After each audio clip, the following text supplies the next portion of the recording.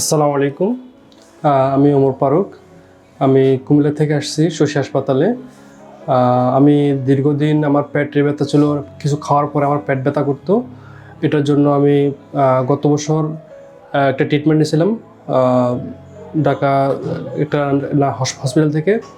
এরপর আমি ইউটিউব মাধ্যমে দেখি বা ফেসবুকে দেখি শশী হাসপাতালের ডাক্তার শহীদুল স্যারের অনেকগুলো ভিডিও দেখার পরে আমি ইন্সপায়ার হই।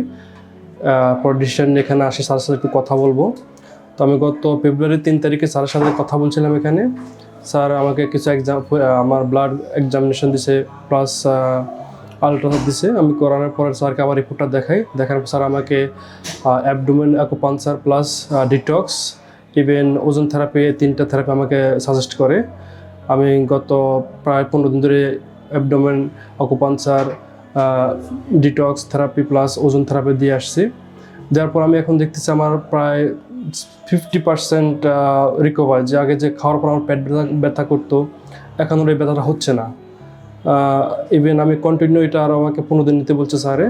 তো আমি ওইটা আরও 15 দিনের পরে ইনশাল্লাহ আমি হয়তো পুরোপুরি রিকভার করে চলে আসবে, এটা আমার আশাবাদী। এর আগে আমি উত্তরা ল্যাবরেটরি দেখাইছিলাম ডাক্তার আশরাফুল ইসলাম স্যারকে।